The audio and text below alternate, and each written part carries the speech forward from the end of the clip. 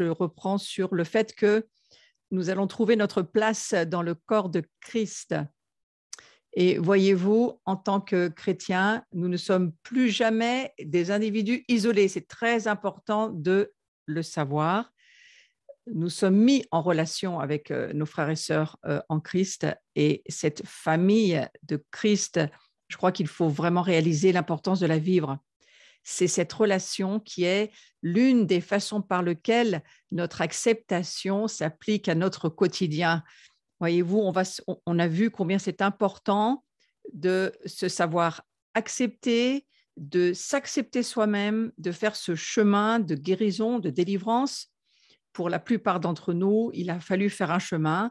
Il est plus ou moins long pour chaque personne, mais ce chemin est important parce qu'il va nous permettre de pouvoir entrer dans la révélation de ce qu'est le corps du Messie. Alors, il y aurait beaucoup de choses à dire sur le corps du Messie. Je ne vais pas entrer dans ce sujet qui est immense et pour lequel je n'aurai pas le temps ce soir, mais je vais aller sur le fait que l'acceptation doit se refléter dans nos relations avec nos frères et sœurs. Les chrétiens constituent collectivement un seul corps. Vous savez que c'est la prière sacerdotale de Jésus, qu'il soit un comme nous sommes un, ce fameux Érad dont il est question, cette unité, mais ce n'est pas vraiment de cela dont il est question dans le mot Érad, ce n'est pas l'unité au sens où on est un plus un, je vous l'ai souvent expliqué, mais je vais le redire un peu ce soir, c'est le fait d'être ensemble dans un même corps, le corps du Christ, et que nous puissions recevoir la révélation que ce corps, c'est un ensemble. Ce n'est pas seulement moi qui suis le corps de Christ, mais c'est l'ensemble des relations que je vais avoir avec les autres. Et on va aller un petit peu sur ce sujet ce soir et on priera à la fin. Donc, les chrétiens constituent collectivement ce corps. C'est pourquoi c'est tellement important dans la saison dans laquelle nous sommes, mais ça fait déjà plusieurs années, pour pas dire au moins 2 ans, où on entend vraiment le Seigneur dire il faut vraiment s'ouvrir à la famille du corps, la famille de Dieu, le corps de Christ dans son ensemble. Il n'est plus question de je, mais du nous. Le nous est tellement important. Pourquoi ?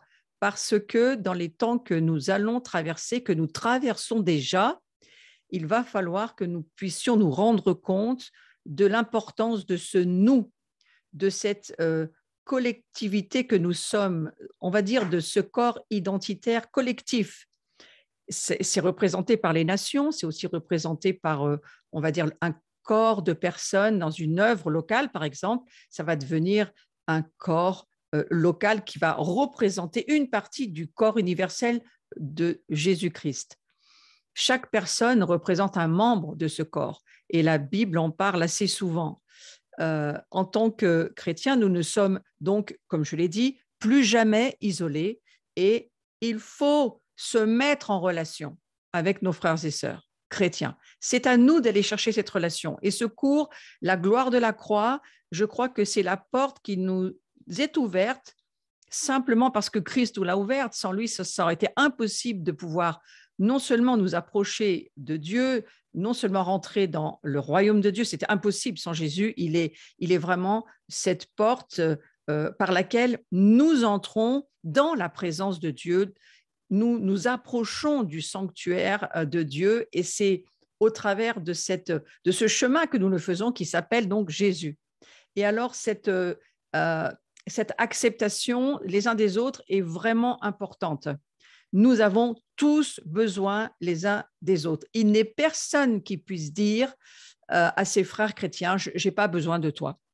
Et donc, c'est ce corps que nous constituons collectivement, un seul corps, qui doit être pris en compte. Vous savez, on a tous dans notre cœur le Amen qui se lève, mais dans la réalité, lorsque nous sommes autour de la table de la communion, si vous êtes dans une rencontre œcuménique, une rencontre qu'on dirait être dans l'unité, vous verrez quand même d'un côté les catholiques, de l'autre les protestants, et personne ne peut se mettre autour de la même table. C'est bien triste, parce que je crois que la parole de Dieu nous invite à bien autre chose. Mais pour cela, il faut descendre dans la révélation de ce que l'Esprit Saint va nous nous permettre de voir dans notre esprit, et c'est la parole de Dieu qui va nous le révéler. Et vous savez que c'est la parole de Dieu qui juge l'Église, ce n'est pas l'Église qui juge la parole de Dieu.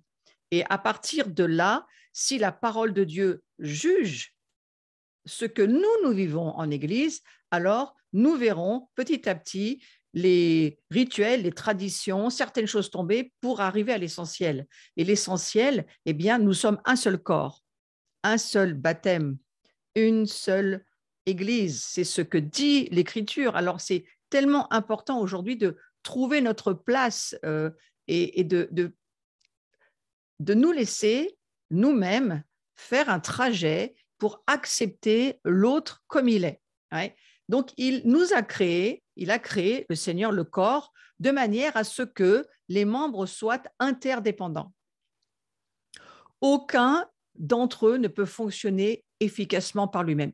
Ça, c'est quelque chose que j'ai, même dans ma propre communauté, parfois, je sens qu'il y a des difficultés à marcher dans cette révélation.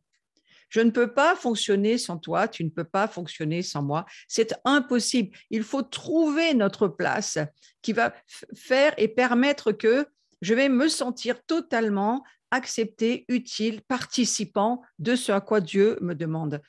Et pour cela, bien entendu, il faut trouver un corps aussi qui soit ouvert à cette compréhension. Mais ce principe, il s'applique à chacun de nous. Il s'applique à vous. Vous devez trouver votre place dans le corps de Christ. Vous avez besoin des autres, ils ont besoin de vous, et vous ne pouvez pas vivre votre vie de chrétien seul, isolé. Et en plus, aujourd'hui, avec ces histoires de confinement et ces histoires de cette sans arrêt en train de se demander est-ce que je suis cas contact, est-ce que je ne suis pas cas contact, est-ce que je vais pouvoir rejoindre les autres. Et on vit notre vie chrétienne en ligne, et c'est mieux que rien, mais c'est évident que ça ne peut pas être sur une grande longueur. Donc, si dans votre cœur, vous aspirez désespérément à vous impliquer de cette manière, moi, je suggère que nous fassions ensemble cette prière. J'ai fait cette prière parce que je crois que c'est une prière que je fais et je continue à la faire. Ce n'est pas seulement un jour où je vais la faire, mais c'est une prière qui fait partie, je crois, de cette marche dans ce cours qui nous amène à nous accepter, à accepter les autres, accepter Jésus, vivre vraiment cette gloire de la croix qui va faire qu'on sera un seul corps, le corps du Messie. Et vous savez que le Messie est juif, donc il y aurait beaucoup à dire sur le fait d'être greffé sur Yeshua, Jésus-Christ, qui lui est juif. Et donc, la famille juive, elle a sa place aussi. Non seulement on doit trouver notre place, mais les nations doivent trouver aussi leur place dans le corps de ce Messie. Mais maintenant, revenons à cette prière. Je trouve que c'est la bonne prière pour l'année 2022 et sachant que nous savons l'année 5782, le 2, c'est le bête, c'est entre autres, c'est beaucoup d'autres significations, mais entre autres, c'est la signification de la maison. Et cette maison, ce chiffre 2 qui représente cette lettre, eh bien, c'est l'année où Dieu appuie particulièrement sur l'importance de construire lui-même sa propre maison. Non pas à nous de le faire, mais à lui. Or, lui va commencer à établir son royaume dans notre cœur, à l'intérieur de nous. C'est là où la maison se construit. Donc, on va prendre cette prière, on va la faire ensemble et on va lever nos voix, chacun là où nous nous trouvons, pour la lire ensemble. Seigneur, je rêve d'habiter dans ta demeure, de faire partie d'une famille spirituelle de chrétiens engagés. Et s'il y a en moi de quelconques barrières, je te demande de les enlever. Guide-moi vers un groupe au sein duquel cette aspiration peut être comblée. Et aide-moi à prendre les engagements nécessaires dans ce groupe, dans le nom de Jésus. C'est une prière que je conseille à tous ceux qui n'ont pas rejoint un corps local de faire. Bien sûr, vous pouvez rejoindre, comme vous le faites ce soir, un corps en ligne qui vous aide, qui est autour de vous et qui vous aime. Et c'est déjà bien mieux que rien, c'est sûr. Mais il faut, je crois, à long terme, faire cette prière de trouver un corps local, là où vous habitez, là où vous pouvez rejoindre des personnes autour de vous et trouver de l'aide, trouver de l'amour, trouver de la prière, trouver de la chaleur humaine, de la communion fraternelle. Et puis, je suis sûre que de toute façon, les projets de Dieu, ils sont fait avant la fondation du monde. Il a préparé des œuvres pour chacun d'entre nous et ces œuvres, elles sont préparées, c'est-à-dire que chacun a une place quelque part où Dieu l'attend. Pas où nous voulons aller forcément, mais je crois que le Seigneur mettra dans notre cœur ses désirs si nous lui demandons. C'est ce que nous venons de faire. Et alors que nous prions pour que les désirs viennent dans notre cœur et que ces désirs soient les désirs du cœur de Jésus, alors il est clair que le Seigneur montrera le chemin. Jésus, il s'appelle le chemin, c'est tellement important. Je voudrais insister sur la vie au service les uns des autres. Vous savez, souvent l'adoration, on ne comprend pas forcément tout ce que ça veut dire. L'adoration, ce n'est pas seulement, alors je n'ai pas fait la fin de la prière, on peut la faire si vous voulez. Merci Jésus pour ton œuvre sur la croix. Je proclame que je suis prêt à trouver ma place dans le corps de Christ, comme je viens de le prier. Amen. Oui, moi, je crois qu'il faut être prêt. Il faut être prêt à trouver sa place, à la fois dans un corps local, à la fois dans le corps de Christ. Et il faut proclamer que Jésus, il a enduré le rejet à notre place pour nous permettre d'être comme lui, accueillis auprès du Père. Amen. Donc ça, c'est une très belle prière qu'on a fait ce soir et elle est importante parce qu'elle ouvre nos cœurs, elle dilate aussi nos entrailles pour que nous puissions accueillir les projets de Dieu. Maintenant, là où je voudrais aller, c'est la vie au service les uns des autres. Et cette vie, elle est extrêmement importante parce que c'est elle qui va permettre à chacun de trouver sa place, de participer et d'être dans l'obéissance totale à la volonté de Dieu, parce qu'il nous a placés sur cette terre, le Seigneur, pour que nous puissions servir.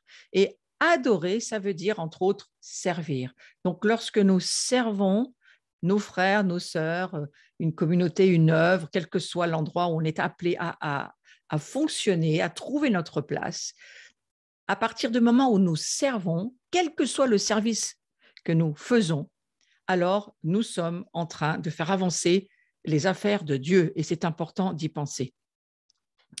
Je vais vous lire 1 Pierre, chapitre 4, verset 7 déjà, et puis la suite.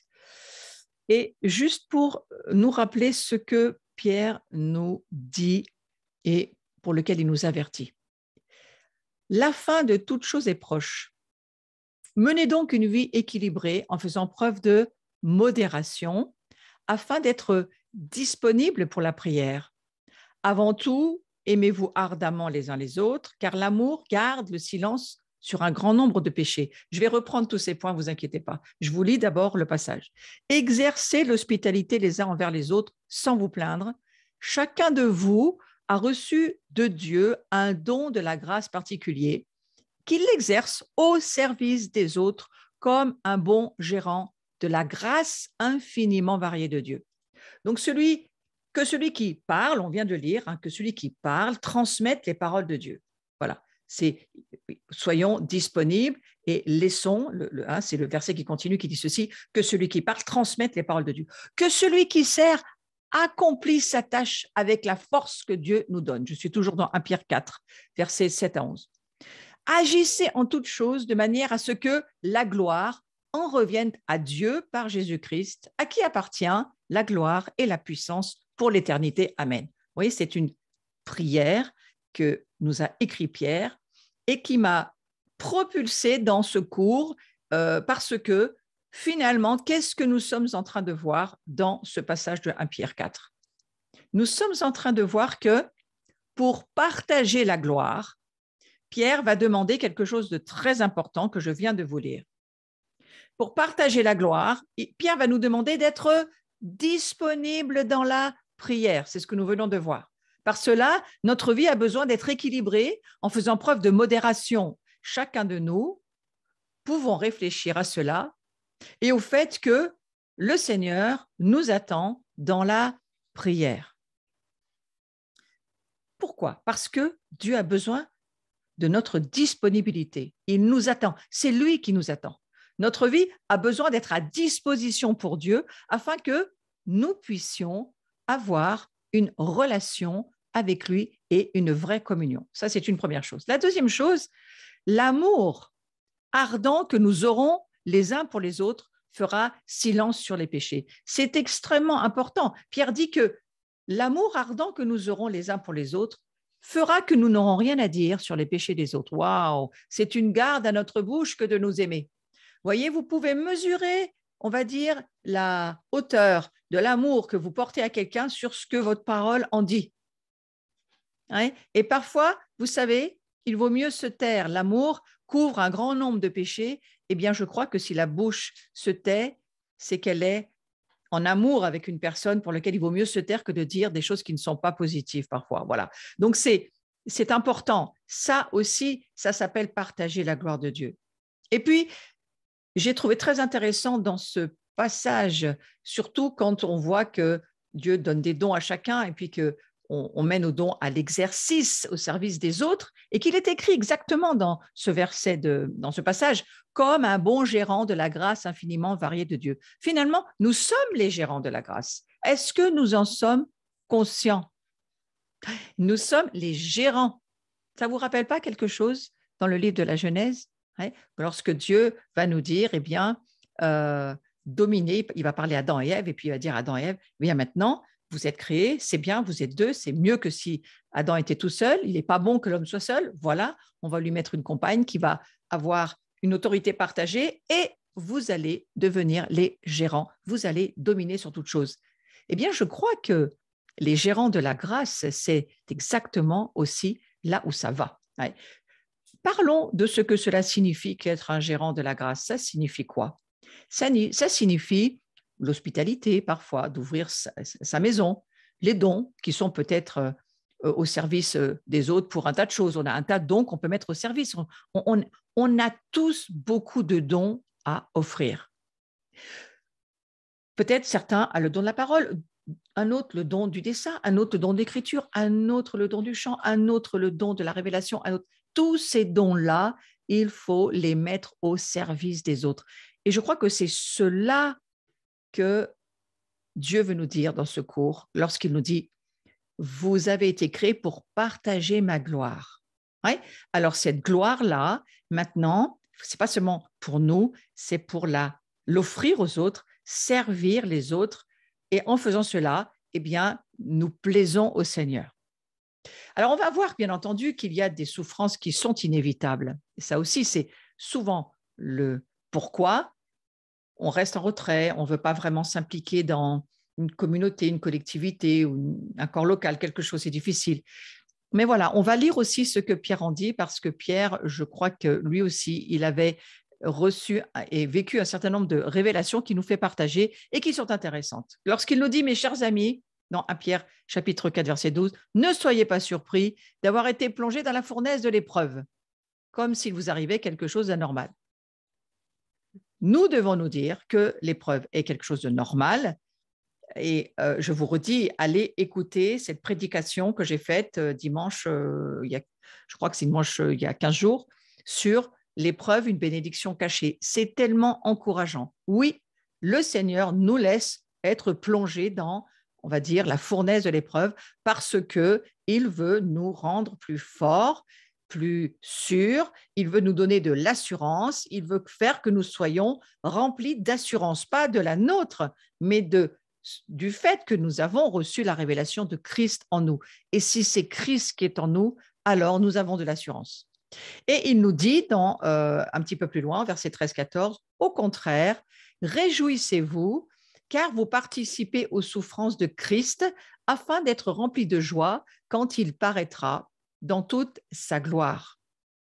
Vous voyez, il y a une affaire de joie pour Dieu de nous voir saisir pourquoi on participe aux souffrances de Christ.